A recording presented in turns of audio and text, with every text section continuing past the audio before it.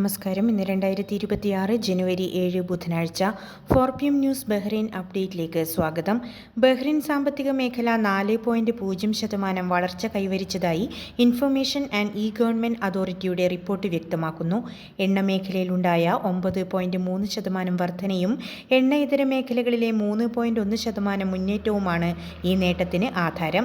രാജ്യത്തിന്റെ ആകെ ആഭ്യന്തര ഉൽപ്പാദനത്തിന്റെ 85.0% എണ്ണ ഇതര മേഖലകളിൽ നിന്നാണെന്നത് സാമ്പത്തിക വൈവിധ്യവത്കരണത്തിന്റെ വിജയമായി കണക്കാക്കപ്പെടുന്നു. റിയൽ എസ്റ്റേറ്റ് മേഖല 5.4%, ധനകാര്യ ഇൻഷുറൻസ് രംഗം 5% വളർച്ച രേഖപ്പെടുത്തി. ഗതാഗതം, നിർമ്മാണം എന്നിവ 4.4%, വ്യാപാര മേഖല 3.3% വർധന കൈവരിച്ചു. ടൂറിസം, കമ്മ്യൂണിക്കേഷൻ രംഗങ്ങളിലും മികച്ച പുരോഗതിയുണ്ട്.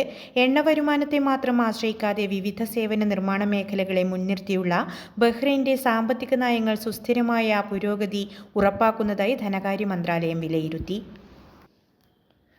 ബഹ്റൈനിൽ മധുരപാനീയങ്ങൾക്ക് പഞ്ചസാരയുടെ അളവ് അടിസ്ഥാനമാക്കി എക്സൈസ് നികുതി ചുമത്തുന്നതിനുള്ള നിയമ ഭേദഗതി പാർലമെന്റിൽ സമർപ്പിച്ചു. പാനീയങ്ങളിലെ പഞ്ചസാരയുടെ അളവ് അനുസരിച്ച് ലിറ്റർ അടിസ്ഥാനത്തിലാണ് പുതിയ നിരക്ക് നിശ്ചയിക്കുക. 100 മില്ലി ലിറ്ററിൽ 5 ഗ്രാമിൽ താഴെ പഞ്ചസാരയുള്ള പാനീയങ്ങളെയും കൃത്രിമ മധുരം ഉപയോഗിക്കുന്ന ഷുഗർ ഫ്രീ പാനീയങ്ങളെയും നികുതിയിൽ നിന്ന് ഒഴിവാക്കിയിട്ടുണ്ട്. എന്നാൽ 5 ഗ്രാം മുതൽ 7.099 ഗ്രാം വരെ പഞ്ചസാര അടങ്ങിയവയ്ക്ക് ലിറ്ററിന് 0.079 ദിനാർ നികുതി നൽകണം. എക്സൈസ് നികുതിയുടെ മേൽനോട്ടം ധനമന്ത്രാലയത്തിൽ നിന്ന് നാഷണൽ ബ്യൂറോ ഫോർ റവന്യൂയിലേക്ക് മാറ്റാനും ബില്ലിൽ ശുപാർശയുണ്ട്. GCC ധാരണകൾക്കനുസൃതമായി കൂടുതൽ ഉൽപ്പന്നങ്ങളെ നികുതി പരിധിയിൽ ഉൾപ്പെടുത്താൻ മന്ത്രിസഭയ്ക്ക് അധികാരം നൽകുന്ന വ്യവസ്ഥയും ഇതിലുണ്ട്. സ്പീക്കർ അഹമ്മദ് ബിൻ സൽമാൻ അൽ മുസ്ലിമിന്റെ നേതൃത്വത്തിൽ ബിൽ നിലവിൽ സമിതികളുടെ പരിശോധനയിലാണ്. പൊതുജനാരോഗ്യം മെച്ചപ്പെടുത്തുന്നതിനൊപ്പം നികുതി പിരിവ് കാര്യക്ഷമമാക്കുകയാണ് ഇതിന്റെ ലക്ഷ്യം. രാജ്യത്തെ പ്രധാന റോഡുകളിൽ ഡെലിവറി ബൈക്കുകൾക്ക് നിരോധനം ഏർപ്പെടുത്തണമെന്ന നിർദ്ദേശം ബഹ്റൈൻ പാർലമെന്റ് അംഗീകരിച്ചു. MP ബദർ അൽ തമീമിയുടെ നേതൃത്വത്തിലുള്ള സമിതിയാണ് അപകടങ്ങൾ ഒഴിവാക്കാൻ ബൈക്കുകളെ ഇടറോഡുകളിലേക്ക് മാത്രമായി പരിമിതപ്പെടുത്തണമെന്ന ആവശ്യം മുന്നോട്ട് വച്ചത്. ഹൈവേകളിലെ അതിവേഗ പാതകൾ ഡെലിവറി റൈഡർമാർ ഉപയോഗിക്കുന്നത് വലിയ അപകട ഭീഷണിയാണെന്ന് സമിതി ചൂണ്ടിക്കാട്ടി. അതേസമയം രാജ്യത്തെ റോഡ് ശൃംഖലകൾ പരസ്പരം ബന്ധിക്കപ്പെട്ട് കിടക്കുന്നതിനാൽ നിരോധനം നടപ്പിലാക്കുന്നത് ഗതാഗതക്കുരുക്കിന് കാരണമാകും െന്ന് ആഭ്യന്തര മന്ത്രാലയം മുന്നറിയിപ്പ് നൽകി. നിലവിൽ നിയമലംഘനം നടത്തുന്ന ബൈക്കുകൾക്കെതിരെ കർശന നടപടി തുടരുകയാണ്. 2022 മുതൽ 1005 ബൈക്കുകൾ പിടിച്ചെടുത്തു. ഗതാഗത നിരീക്ഷണത്തിനായി 500 സ്മാർട്ട് ക്യാമറകൾ സ്ഥാപിക്കുന്ന പദ്ധതിയും അവസാന ഘട്ടത്തിലാണ്. പാർലമെന്റ് അംഗീകരിച്ച ഈ നിർദ്ദേശത്തിൽ സർക്കാർ നടത്തുന്ന വിശദമായ പഠനത്തിന് ശേഷമായിരിക്കും അന്തിമ തീരുമാനമുണ്ടാകുക. ഇന്ത്യൻ സ്കൂൾ പ്ലാറ്റിനം ജൂബിലി ആഘോഷങ്ങളുടെ ഭാഗമായി സംഘടിപ്പിക്കുന്ന വാർഷിക സാംസ്കാരിക മേള ജനുവരി 15-16 തീയതികളിൽ നടക്കും. സ്റ്റാർ വിഷൻ ഒരുക്കുന്ന മെഗാ ഫെയറിൽ സയാനി മോട്ടോഴ്സ് നൽകുന്ന പുത്തൻ MG കാറാണ് റാഫേൽ ഡ്രോയിലെ 1ാം സമ്മാനം. കൂടാതെ സ്വർണ്ണ നാണയങ്ങൾ, റെഫ്രിജറേറ്റർ, വാഷിംഗ് മെഷീൻ ഉൾപ്പെടെയുള്ള വിലപിടിപ്പുള്ള നിരവധി സമ്മാനങ്ങളും ഭാഗ്യശാലികളെ കാത്തിരിക്കുന്നു. 2 ദിനാർ നിരക്കിലുള്ള പ്രവേശന ടിക്കറ്റുകളുടെ വിൽപ്പന ത്വരിതഗതിയിൽ പുരോഗമിക്കുകയാണ്. അധ്യാപക വിദ്യാർത്ഥി ക്ഷേമ പ്രവർത്തനങ്ങൾക്കായി സംഘടിപ്പിക്കുന്ന മേളയിൽ പ്രശസ്ത കലാകാരന്മാർ അണിനിരക്കും. 15 വ്യാഴാഴ്ച പ്രശസ്ത സംഗീതജ്ഞൻ സ്റ്റീഫൻ ദേവസിയും സംഘവും അവതരിപ്പിക്കുന്ന തത്സമയ സംഗീത നിശ അരങ്ങേറും. 16 വിദ്യാർത്ഥികളുടെ കലാപരിപാടികൾക്ക് പിന്നാലെ പ്രശസ്ത പിന്നണി ഗായിക രൂപാലി ജഗ്ഗ, അഭിഷേക് സോണി എന്നിവർ നയിക്കുന്ന സംഗീത സായാഹ്നവും ഉണ്ടായിരിക്കും. ജനുവരി 18 മന്ത്രാലയ പ്രതിനിധികളുടെ സാന്നിധ്യത്തിൽ ഔദ്യോഗികമായി റാഫേൽ നറുക്കെടുപ്പ് നടക്കും. സ്കൂളിന്റെ ചരിത്രത്തിലെ ഏറ്റവും വലിയ സാംസ്കാരിക മേളയായിരിക്കും ഇതെന്ന് chairman advocate Binu Mannal Varghese, general convener R Ramesh എന്നിവർ അറിയിച്ചു. OICC കോഴിക്കോട് ജില്ലാ കമ്മിറ്റിയുടെ ആഭിമുഖ്യത്തിൽ നടന്നുവരുന്ന കോഴിക്കോട് ഫെസ്റ്റിനോടനുബന്ധിച്ച് കുട്ടികൾക്കായി സംഘടിപ്പിച്ച ചിത്രരചനാ മത്സരത്തിലെ വിജയികളെ പ്രഖ്യാപിച്ചു. സെഗയയിലെ BMC ഹാളിൽ നടന്ന മത്സരത്തിൽ ബഹ്റൈനിലെ വിവിധ സ്കൂളുകളിൽ നിന്നുള്ള ഒട്ടേറെ വിദ്യാർത്ഥികൾ പങ്കെടുത്തു. 18 വയസ്സുവരെയുള്ള കുട്ടികളെ 3 വിഭാഗങ്ങളിലായാണ് മത്സരത്തിൽ ഉൾപ്പെടുത്തിയത്. ഗ്രൂപ്പ് A വിഭാഗത്തിൽ ആർദ്ര രാജേഷ് 1ാം സ്ഥാനവും മുഹമ്മദ് മുക്താർ, രുക്മിണി രമേശ് എന്നിവർ 2ഉം 3ഉം സ്ഥാനങ്ങളും നേടി. ഗ്രൂപ്പ് Bയിൽ അനായ് കൃഷ്ണ കാവശ്ശേരി, മവ്ര കൊട്ടേൽ, നേഹ ജഗദീഷ് എന്നിവർ ആദ്യ 3 സ്ഥാനങ്ങൾ കരസ്ഥമാക്കി. ഗ്രൂപ്പ് സിയിൽ ശ്രീദേവ് കരുൺ 1-ാം സ്ഥാനത്തിന് അർഹനായി. ദിയ ഷെറിൻ, ആദിഷ് എ രാജേഷ് എന്നിവരാണ് 2ഉം 3ഉം സ്ഥാനങ്ങൾ നേടിയത്. ബിജു ബാൽസിക്ക് അധ്യക്ഷത വഹിച്ച അവാർഡ് വിതരണ ചടങ്ങിൽ OICC ദേശീയ ജനറൽ സെക്രട്ടറി മനു മാത്യു വിധികർത്താക്കളെ ആദരിച്ചു. ശ്രീജിത്ത് പനായി സ്വാഗതം ആശംസിച്ചു.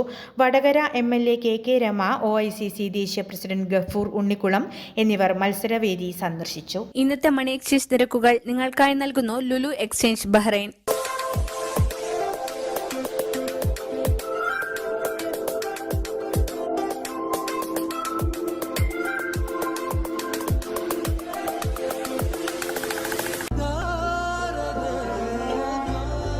വിഷമിക്കണ്ട, എല്ലാം ശരിയാവും. ലുലു മണി.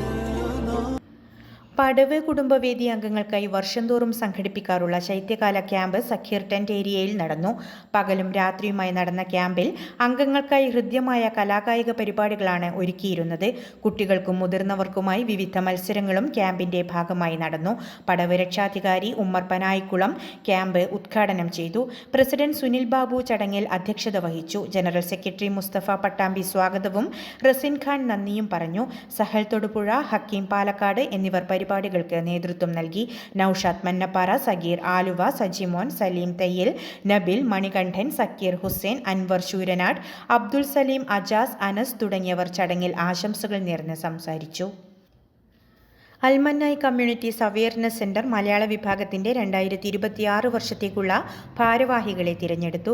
റയാൻ സെന്ററിൽ ചേർന്ന ജനറൽ ബോഡി യോഗത്തിൽ ഹംസ കെ ഹമ്മദ് അധ്യക്ഷത വഹിച്ചു. TP അബ്ദുൽ അസീസ് പ്രസിഡന്റായും MM റിസാലുദ്ദീൻ ജനറൽ സെക്രട്ടറിയായും ഹംസ ട്രഷററായും തിരഞ്ഞെടുക്കപ്പെട്ടു. യാക്കൂബ് ഈസ, VP അബ്ദുറസാഖ്, ഹനീഫ് PP എന്നിവർ അഡ്വൈസറി ബോർഡ് അംഗങ്ങളാണ്.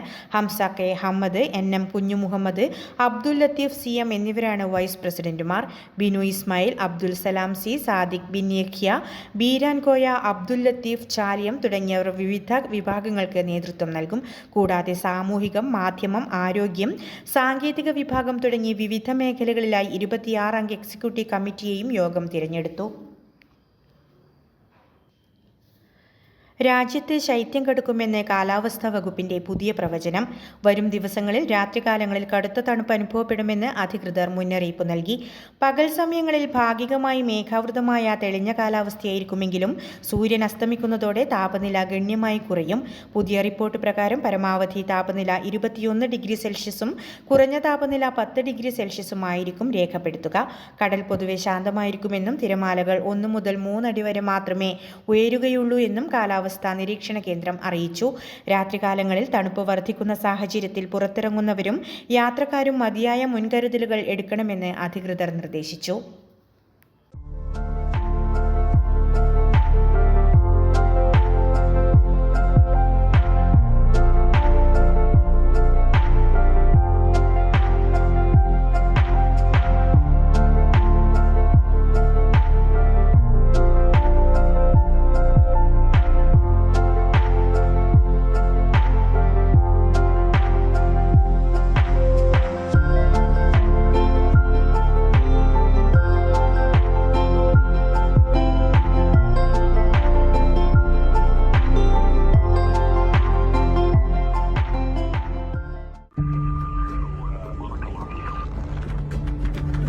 In the heart of Bahrain, where every story matters, one source keeps you informed, inspired, and engaged. From politics to sports, business to entertainment, we bring you the news that shapes the kingdom. Anytime, anywhere, breaking stories at your fingertips.